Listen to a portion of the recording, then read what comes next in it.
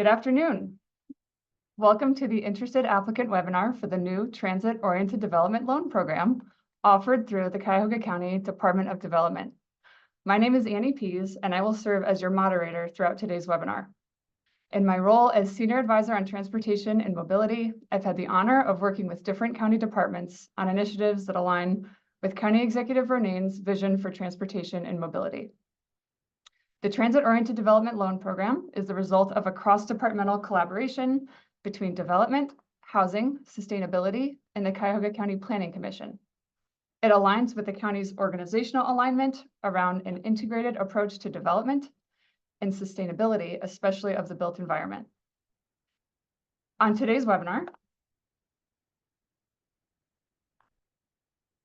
we'll start with an overview of the program background by the County Planning Commission. Then we'll get more into the nuts and bolts on how the program is structured with representatives from the Department of Development. We will have time at the end of the webinar for Q&A with those of you in attendance. A few nuts and bolts before we get started. Throughout the webinar, please use the Q&A box to submit questions. Again, we have some time at the end of the webinar. We'll get to as many of those questions as we can with our panelists. We have a 60-minute runtime for today's webinar. And the webinar is also being recorded and will be posted online at the web page listed here on your screen. This is a dedicated web page you'll see referenced a few times throughout today's webinar with more information about the TOD loan program.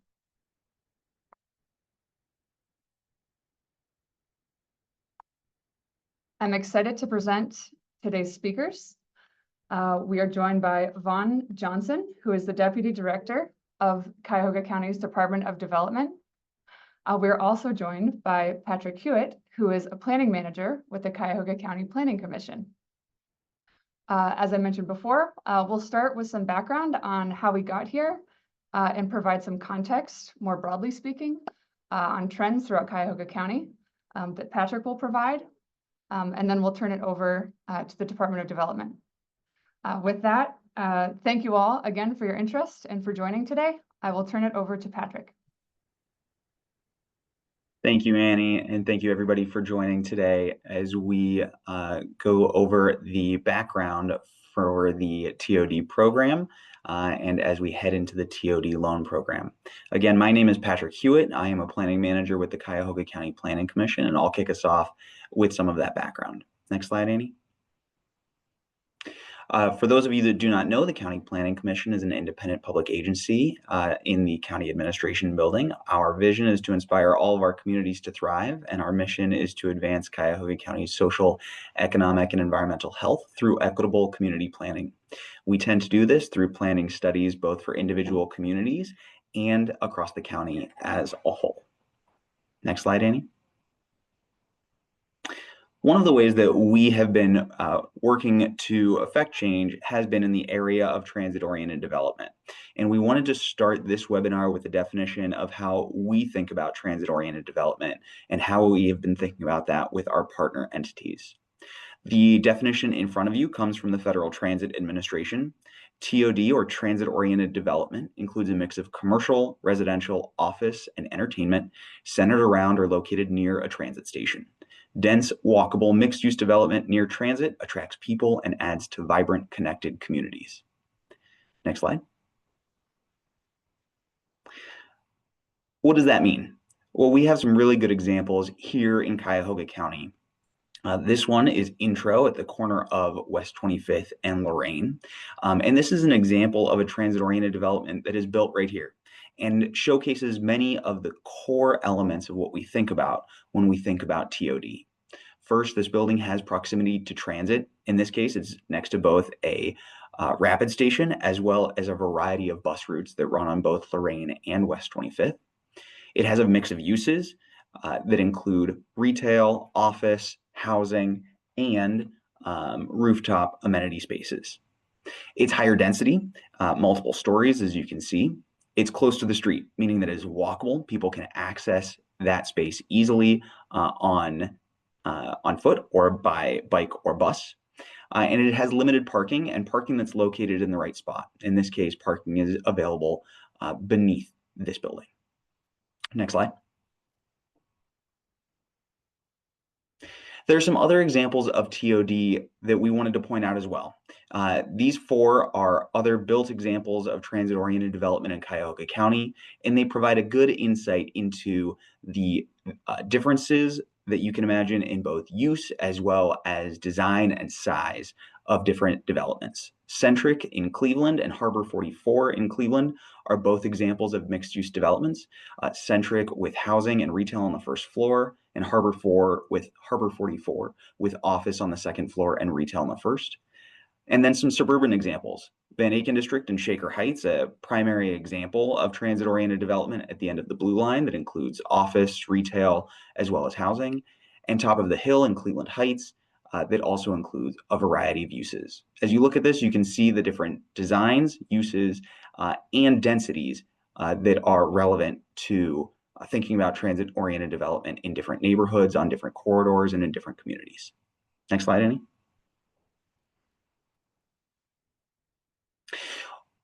When we started our project at the County Planning Commission, our goal was to really understand whether or not zoning regulations were standing in the way of building more of this type of development in Cuyahoga County. Our goal was to improve zoning regulations and other governmental policies in order to attract more transit-oriented development to key corridors in Cuyahoga County.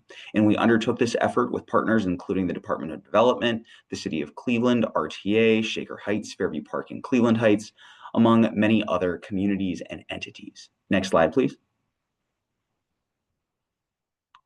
The study included 4 phases. The first, a state of TOD in Cuyahoga County, understanding the current quantity and location of TOD, an analysis of zoning to understand whether or not communities had the appropriate zoning to allow this, a best practices guide for both communities and developers to outline those practices that contribute to quality TOD, and finally, where we are right now, TOD financing strategies, identifying mechanisms that are used in other communities, and with today's launch, outlining a local program that can help support financially TOD.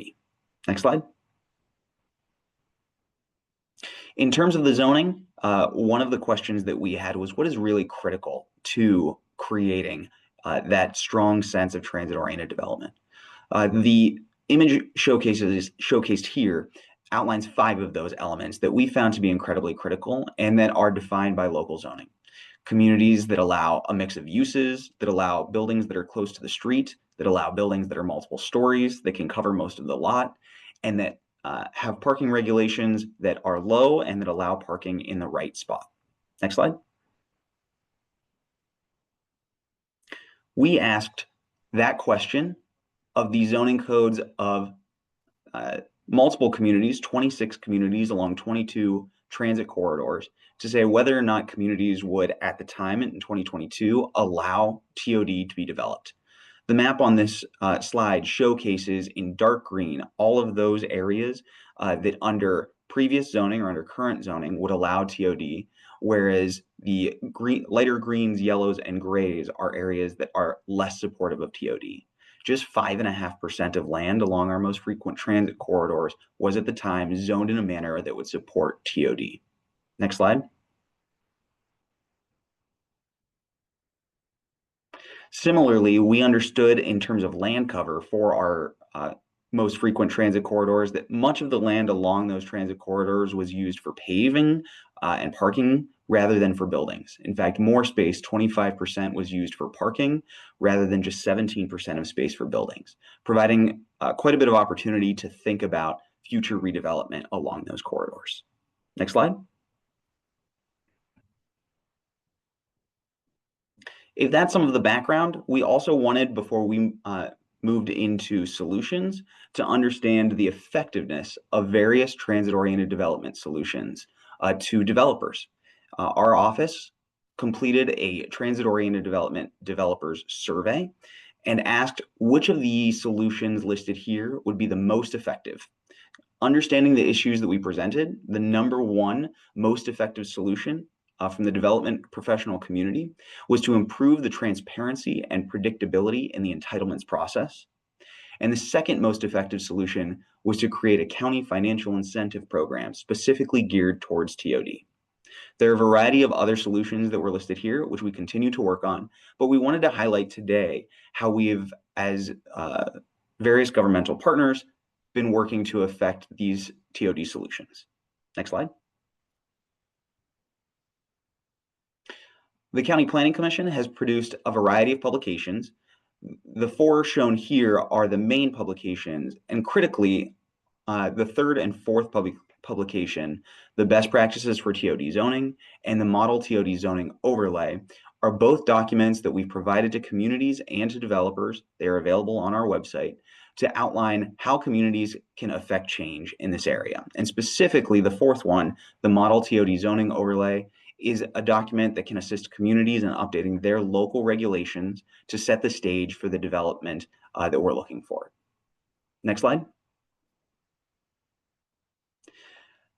From that best practices document, we outlined 7 best practices that are critical to TOD: to mix uses appropriately, to allow for increased density, to prioritize housing affordability and a mix of housing, to get parking right by placing it in the right location and designing it appropriately, to provide safe connections, such as sidewalks and bikeway connections to get to and from transit stations, to design for walkability by creating vibrant streets, and to foster vibrant public spaces by creating the places where people want to be. Next slide, please. In that document, for use in this program as well, we have outlined all of those best practices and included graphic examples that can help explain the goals that we have when we think about successful TOD and redevelopment along these corridors. Next slide. We also have provided a zoning checklist for communities, and critically to this conversation, a project checklist. We wanted to pull this out because we wanted a single page that could summarize all of the main features that we think are important when development is considered along some of these corridors. And we are encouraging developers to consider this checklist when putting together applications for the TOD loan program. Next slide. We also have a variety of resources. A number of communities, including Garfield Heights with Turneytown, as well as approximately 6 other sites and communities, have identified specific locations in these corridors where they have either publicly owned land or willing sellers that may be able to provide opportunities for development right now. Those documents are available on our website and include demographic analyses, etc. So if you are also looking for sites, that is available on our website. Next slide.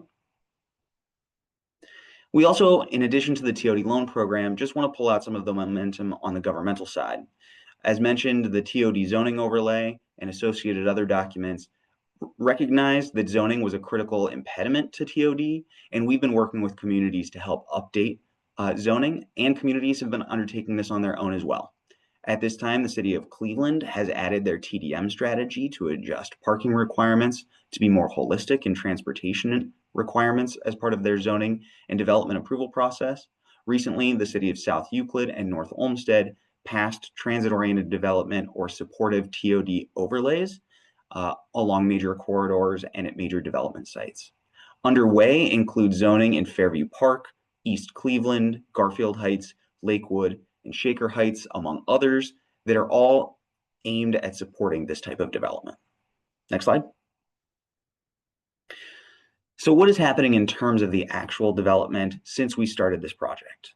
We have been developing a development trends document for the past 3 years to help us track how much TOD has been built, and I'll summarize that briefly here. Next slide. The development trends on TOD corridors documents identifies major projects that added more than $1 million in building value over a 1-year period along 22 TOD corridors. The data that this comes from is from the County Fiscal Office, their Delta Track data. which outlines the change in building value from one year to the next. Next slide. What we have seen from when we began tracking in 2019 through 2024 is that there has been a dip in TOD development and investment from 2019 to 2021, but then an increase from $140 million worth of added building value in 2021 to almost $300 million in 2024. We are hoping that this will continue, and I think that this loan program can assist in supporting this trend. Next slide. While we have seen that increase, we have also seen that investment is not consistent across the county. This map showcases in dark green TOD developments, so those that meet our design criteria and are located along TOD corridors. In light green are developments along those TOD corridors that do not meet our TOD criteria. And in pink are developments outside of those TOD corridors. Next slide. You can see that many of the developments, the TOD developments, are heavily concentrated in certain areas, like Ohio City in the near west side of Cleveland, downtown Cleveland, University Circle, and in some suburban communities such as around the Van Aken district in Shaker Heights. Next slide. That background gives us a little bit of information about how we got to the point of recognizing the need for a TOD loan program, as well as some of the resources that we have available at the County Planning Commission. Again, my name is Patrick Hewitt with the Planning Commission. We do have all of these resources available on our website, which is countyplanning.us/TOD, and we do link to the TOD loan program from there. But I'll hand it back to Annie to introduce Vaughn and further to introduce the TOD loan program as well. Thank you. Thank you so much, Patrick.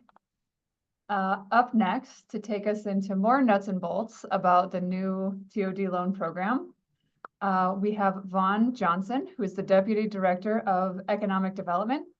He's also the lead of Cuyahoga County's Office for Small Business. He is joined by Anthony Stella, a colleague in Economic Development. Vaughn is going to lead the presentation on the new TOD loan program. Vaughn, welcome. I'll turn it over to you. Thanks, Annie. Thanks, everyone, for being here today. I've been looking forward to this conversation. Next slide, Annie, please. So what I want to go over with you today is the actual TOD loan program, the terms, funding uses that support TOD, the application requirements, the application process, underwriting, scoring, and the timelines for the TOD loan program. Next slide, Annie, please. So what is TOD lending? Strategic fixed rate gap financing for high density mixed use near transit. We want to be able to support walkability, climate resilience, and economic mobility. And we believe that this new loan program would unlock development with below market capital to fill in financing gaps, because this is a gap financing program, which I'll get into a little bit more in my presentation. Next slide, Annie. So the loan terms. The loan for the TOD loan program has a loan size of $150,000 to $2.5 million. We will fund up to 40% of a total project. Rates will be as low as 3.9% fixed through the life of the loan. The term is 15 years on real estate, 10 years on equipment, or the life of that equipment, and 20 years amortization. Max LTV is 90%. And of course, the loan has to be repaid. There's no forgiveness on this loan program. Anthony, is there anything else you'd like to add to this slide? No, I believe you've covered everything on that. This, other than you'll probably get into it in the next couple slides, that all the loans will be fully underwritten under our normal lending guidelines. Absolutely. Thank you so much. Annie, next slide. So there are required outcomes, and one of them is for every $150,000 that is borrowed in this program, there has to be a job creation, and that job creation component is one permanent, non-construction, full-time family-sustaining job. So what's a family-sustaining job? That is a job that pays a wage that's significantly higher than minimum wage and can actually sustain a family. So that's what one of the things we'll be looking for with this program in terms of required outcomes. Annie, next slide, please. And this is what Anthony alluded to, the applicant requirements. So we'll be looking at 3 years of real estate development experience, 3 years that you've been operating your business, minimum of 10% equity contribution. And of course, we'll be looking at your credit, the collateral. It may require a personal and or a corporate guarantee as we move through the underwriting process. Anthony, is there anything else you want to add here? No, nothing to add here. Everything's covered. All right, thank you. Next slide, Annie. So some eligible use of the funds, obviously new construction, major renovations, or substantial improvements to an existing structure. Supportive uses, site acquisition, structured parking, transportation demand management, machinery, furniture, fixtures, and equipment, pedestrian scale infrastructure eligible if part of a larger project. And Patrick, I was going to ask if you would chime in on these last 2 points here and maybe add a little clarity to that. For specifically to the pedestrian scale infrastructure, there are a variety of elements that we have outlined in the program guide that would be eligible as part of a larger project. That would include things like sidewalks, trails, bike racks, bus shelters, or other transit waiting environments that would be an eligible use as part of a larger project. Thank you so much, Patrick. I appreciate that. Annie, next slide. Some ineligible use of funds are standalone housing, restaurant, or retail projects, daycares, nonprofits, hotels that are not part of a mixed-use project, or anything that's unanchored, any unanchored infrastructure only proposals. Those projects will be ineligible for the TOD loan program. Next slide, Annie. Minimum project eligibility, obviously, as Patrick outlined earlier, is it needs to be located in the TOD program zone, mixed use, or a TOD supportive non-housing use, which Patrick covered, fronting transit with active first floor, align with TOD or sustainability plans. And as I mentioned on the previous slide, there's a job creation component, which again is one full-time job for every $150,000 that is loaned. Patrick, did you want to add anything to this particular slide? Not on this slide, but the next slide will further explain the TOD program zone. Fantastic. Thank you so much. Next slide, Annie. Go ahead, Patrick. So the TOD program zone is shown here on this map. This map is linked out from both the County Department of Development's TOD loan program website, as well as directly linked from the application as well. This map viewer showcases the program zone. These are the areas where projects would be eligible to apply for the TOD loan program. And we've created this mapper to assist in determining whether or not your project is located within this program zone. The program zone includes an area within a specified distance of certain transit lines. And to find out whether or not whether or not your project is located within the program zone, this mapper, when live, would allow you to put in the search bar at the top an address or parcel number. The map will then zoom to your particular project area. As part of the loan, we also require that you export a map showcasing where your project is located to ensure that it is within the program zone. To do so, again, you can search by address or parcel number. On the left-hand side of the program map, there is a draw function that allows you to outline a parcel or grouping of parcels if there are multiple parcels in your project area. Also on the left side, once you've drawn that, is the ability to print your map. Once you do click print, at the top, there will be a results button that will allow you to download a PDF of your map. If you do have any issues in accomplishing that, please reach out and let us know. But that map will determine whether or not your project is located within the TOD program zone. Thank you, Patrick, very much. Next slide, please, Annie. Okay, so what does the application process look like? Well, the first step is when you go to the Department of Development landing page, you'll see an icon to click on to access the application process. The first step there is a project eligibility form.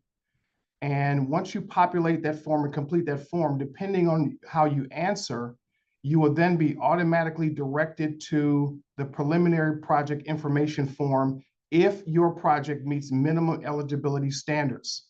So you don't have to look for the next step. It'll take you to the next step automatically. The third step is where the scoring comes in. So the project eligibility form and the preliminary project information form, which is very robust. That's the one that goes into the scope of your project, sources, uses, information like that. Then those two documents are used to actually begin the scoring process. The scoring process number 3 there is where your project will get evaluated. And then after the evaluation, you may be invited to apply for the actual TOD loan itself. That's the actual application process. And there's a note there that says funding is not guaranteed. So even if you make it through the first 3 steps and it goes on to review and underwriting, that doesn't necessarily mean that you'll be guaranteed funding, because it is a very highly competitive program. And I'll get into a little bit more what those incentives actually look like. Tony, did you have anything you wanted to add here? No, I have nothing to add at this point. All right, thank you so much. Andy, next slide. Okay, so here's the scoring matrix that I mentioned. It's a maximum of 100 points, 25 points for location and density, 25 points for design and use, 20 points for economic opportunity and community benefits. TDM strategies is 15, environment and sustainability is also 15. Patrick, were you going to chime in on this one? Did you have any thoughts on this one? Just a couple things on this. The first is that in the actual program guide, which we encourage you to review, the full scoring matrix with some additional detail about each of these topics is included. Mm-hmm. Many of those scoring matrix criteria include links to other documents, including the best practices guide from county planning that I outlined earlier, the county's economic development plan, the climate change action plan. But very specifically, I did want to pull out the TDM strategies. We have partnered with our friends at the city of Cleveland, who adopted a transportation demand management zoning update last year. And in that TDM strategies book, there includes a number of strategies for how to address multimodal transportation improvements. So that could include things like subsidized bus passes, providing parking, providing bicycle parking, providing transit waiting environments. What we're looking for in that particular one is for you to describe which from that set of strategies you may look to be including in your project. Thank you very much for that, Patrick. Appreciate that. Andy, next slide. Okay, so I'm going to talk to you now about the underwriting and the actual timeline once we get to an actual application that we receive. So first of all, the application goes through a comprehensive internal underwriting, full underwriting by our underwriting team. After that, a decision and a determination is made if it should go before the CCCIC, the Cuyahoga County Community Improvement Corporation. And then once a presentation is made there, the CCCIC would make a recommendation to move it forward to council. And then there's 3 readings of council. So based on that, the full process can take up to 120 days. And of course, the approval is going to be based on the readiness of your project, the completeness of the information, and then the overall score.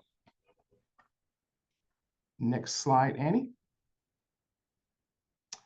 And if you are going through the preliminary information and you're not sure if the TOD program meets your needs for the project that you have in mind, we do have a toolkit with other economic development loan programs in it. And Anthony's going to walk us through these other programs for you. Tony? Thank you, Vaughn. So yes, if your project doesn't fit into this specific transit-oriented development program, it may still fit with our other loan programs. So in that first bucket there, the redevelopment and modernization loan program, this would be for any real estate renovation of a vacant building or underutilized building. And, we can fund that through that program. And I'll go through the terms. All the terms are essentially the same on these programs. The place-based mixed-use loan program. So some of these, if you're looking to do a transit-oriented development program and maybe it doesn't fit into one of the transit-oriented zones, it still may be work with the place-based mixed-use loan program, because there'll be similar types of programs.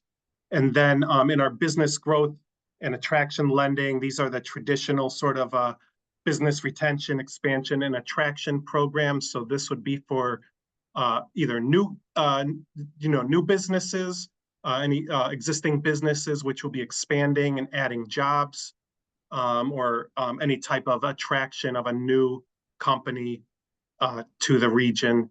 And in that final bucket, we have some EPA brownfield money still available. It's a small amount, and a lot of that funding will be available come next year. We have a little pot of money, so if there's maybe some pre-development work or some exploratory work that needs to be done as to finding out what kind of renovation, what kind of remediation needs to be done, that would be a program that we'll have available. And that comes through the US EPA.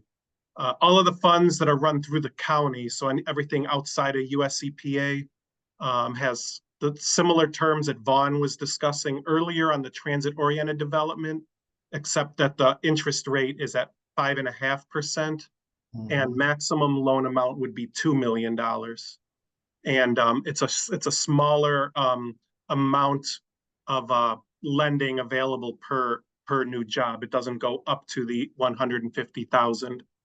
On US EPA loans, we could have a little more patient lending on that, where we can do a very low interest rate and defer some of the payments. Usually we'll do those for a 10-year term.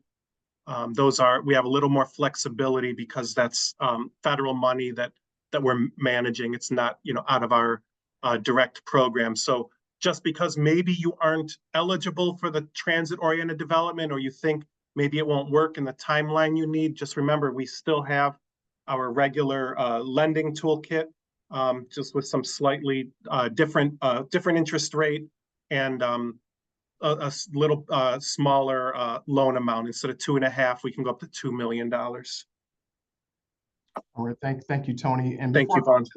Before I go to the next slide, Paul Herdig, the Director of Development for Cuyahoga County, is also with us.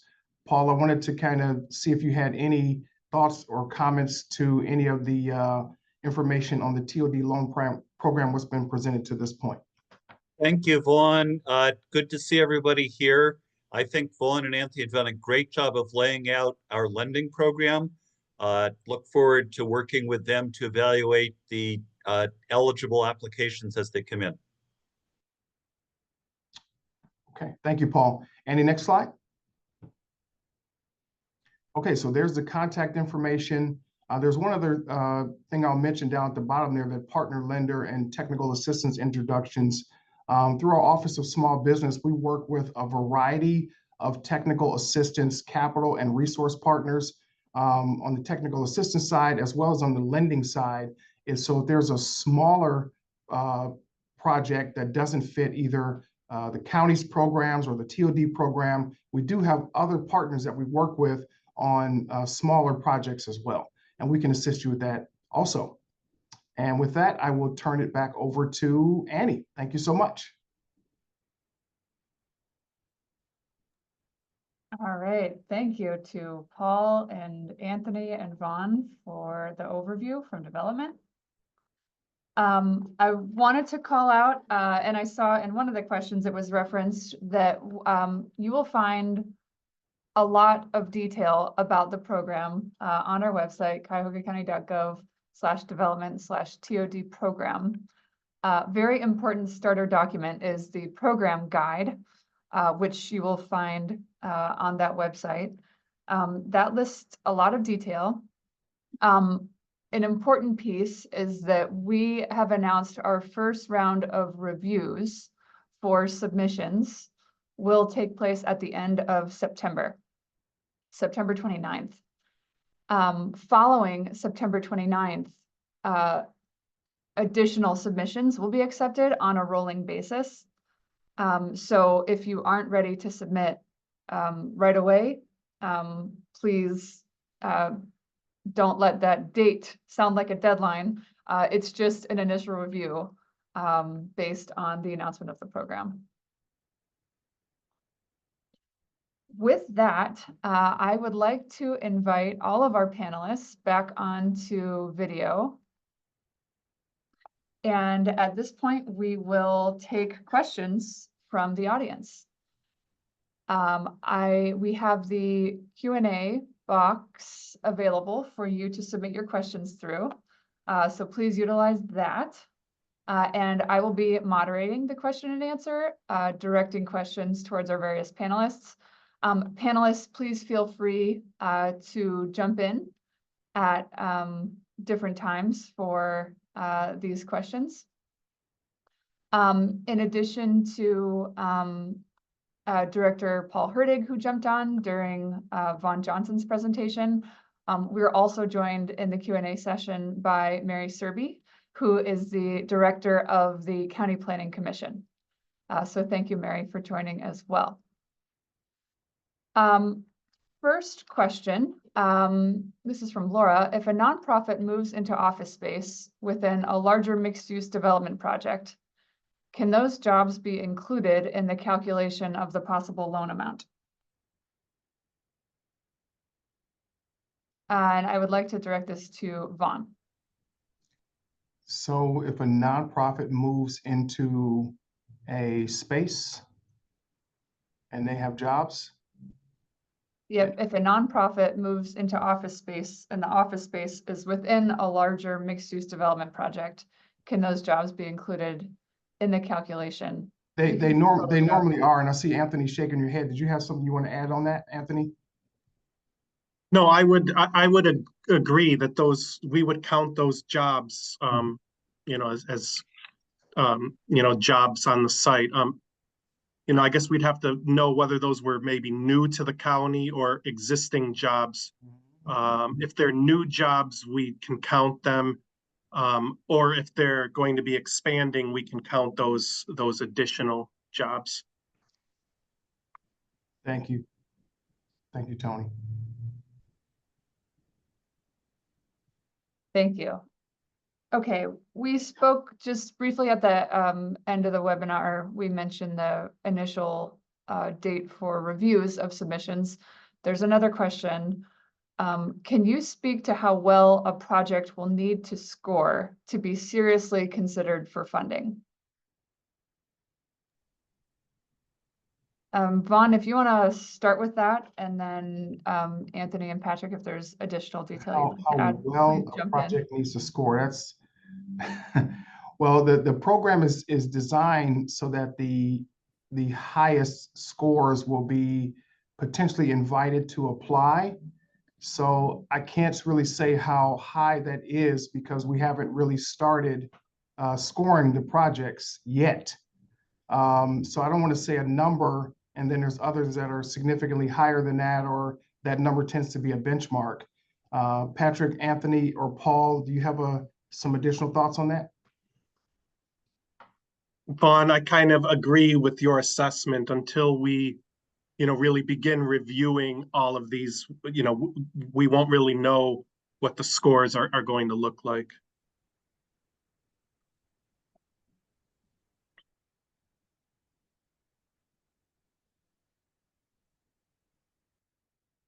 Thanks. Okay, we have another question from Sarah. What would happen if job creation projections are not fully met? Tony, you want to take that one? I know you just answered this one the other day. I mean, the job creation is a goal that you create that should be realistic for the type of project. And it is something that is monitored here internally for usually 3 to 5 years. And we have a portfolio team that handles that and handles the monitoring of it. And we usually get reports of it annually. Usually, if it looks like a project is going to fall short, you'll get a little sort of reminder, a year ahead of time. We don't wait for that year 3 or year 5 or whatever year we'd be looking at. So it will be monitored, and we will keep up on kind of reminding and seeing if there's any assistance or what might be happening there to not get to those jobs. And Tony, when does the clock start for job creation? The clock starts on the project completion date, which is usually identified within our loan agreements. Often construction projects have about a 2-year or 18-month timeline. So the timeline begins at that completion when the project gets an occupancy permit. That's sort of when that clock begins. Thank you.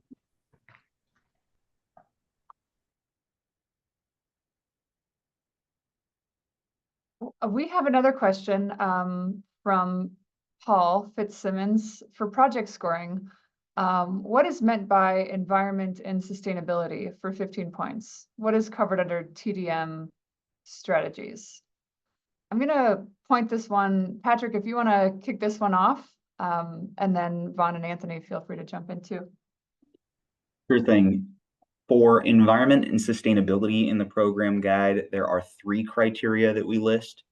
1, that the project minimizes greenhouse gas emissions through energy efficiency or renewable energy elements. 2, that the project aims for climate resilience through green building standards such as Energy Star, LEED, etc. And 3, and more generally, that the project aligns with the goals of the Cuyahoga County Sustainability Strategy, which is linked out there so that you can check out that document as well. So trying to, in your response, trying to recognize how you minimize greenhouse gas emissions and how you aim for climate resilience would speak to the environment and sustainability. For the TDM program standards, this links out, as I had mentioned, to the City of Cleveland program standards, and there are a variety of strategies within that. Just a handful that I'll pull out right now. One strategy could include subsidizing transit passes or to make transit stop improvements. Another strategy includes creating transportation information kiosks or wayfinding systems. A third would be to do streetscape improvements or add bicycle parking, both short and long term, or a bicycle repair station. Other elements include adding parking or unbundling parking, providing short-term parking, car share memberships. I won't continue, but there are a variety of strategies that are available on that TDM program standards that you can use to meet this requirement. And Patrick, that information is in the TOD scoring matrix, correct? Yep, both the TDM program standards and the Cuyahoga County Sustainability Strategy are linked out from the program guide.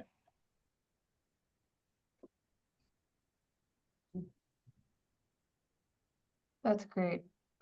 Since we didn't show it on the webinar, Patrick, could you speak a little bit to where could someone find the matrix for all of the scoring? Like, where could someone find more detail about those broader categories? If you do go to the county's webpage, the Transit-Oriented Development Loan Program webpage, there is a program overview section that links specifically to the program guide, and the program guide outlines all of this. Highly encourage you to read it. The scoring matrix is page 5 of the program guide. Hmm. Thank you. Question from Sarah. Could you please elaborate on what uses might meet the active first floor requirement if projects are fronting a transit station or corridor? And then there's an addition, specifically, what if the primary use is industrial commercial? Sure, I can take this one. When we talk about active first floor use, sometimes an easy way of describing this is actually might be what it isn't. So something like a blank wall, bathrooms, parking, first floor parking or internal parking, hallways or stairways are not going to be an active first floor use. What is going to be active might be things, certainly retail would be an active first floor use. Lobbies would be an active first floor use, but we also recognize that sometimes retail is not going to be viable. So other first floor uses could include meeting rooms, office space, public spaces like a library, again, lobbies, gyms, all could potentially be active uses. For an industrial or commercial building, and specifically for an industrial building, this might be the front of office.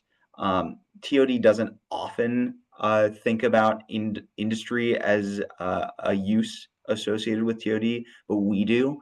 You can take the train or bus to get to your job, but making sure that those office spaces, meeting rooms, etc., are at the front of that building, that there's a front entrance, that's going to be critical to design that would support an active first floor.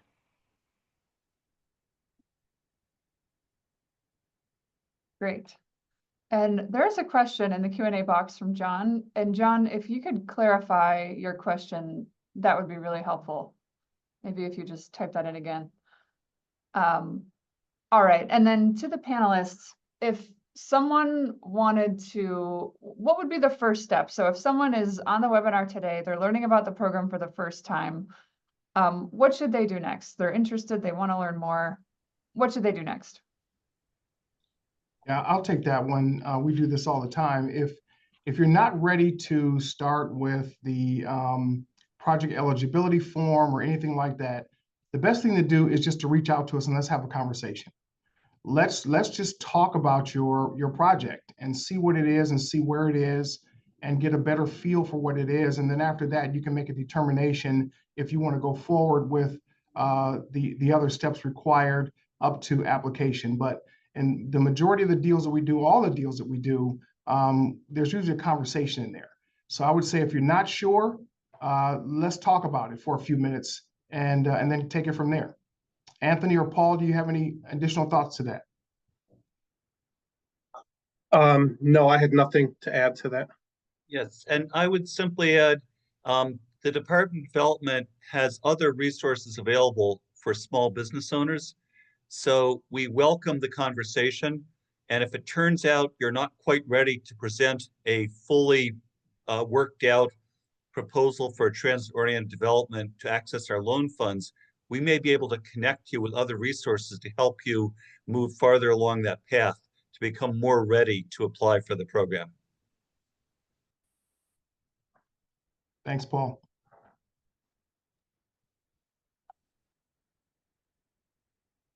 Great.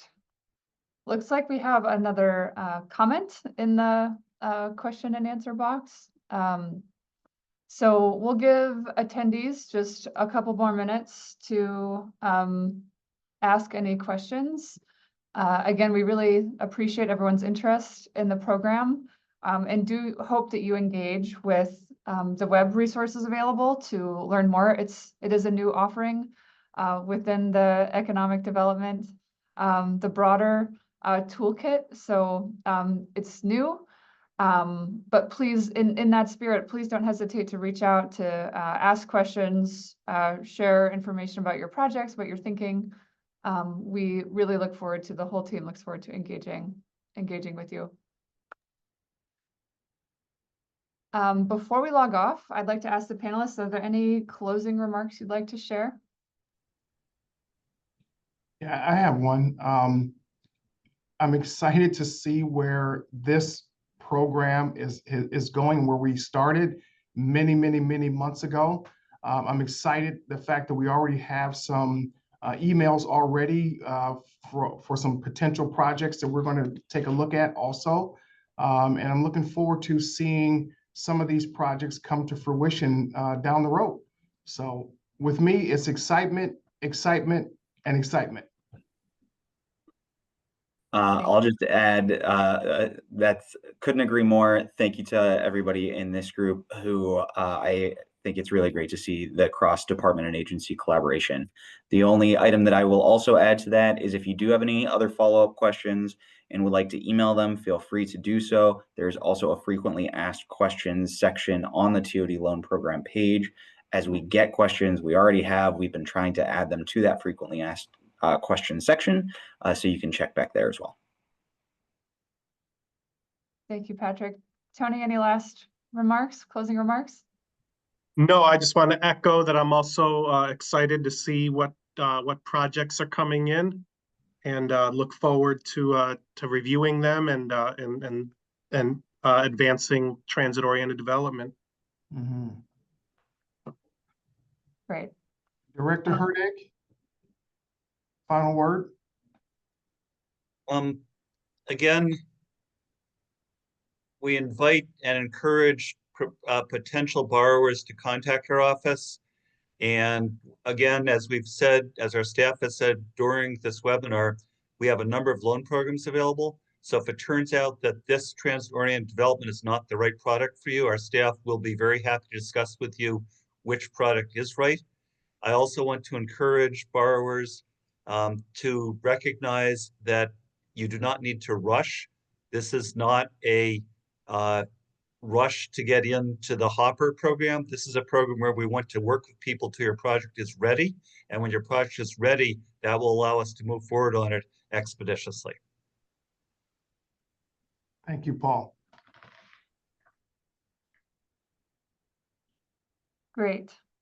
All right, I would like to thank all of our panelists for sharing your expertise and sharing information about this new program. To all of our attendees, thank you for your time today. We have recorded this webinar and we'll be posting it on the program webpage. We hope to hear from you soon. Thank you.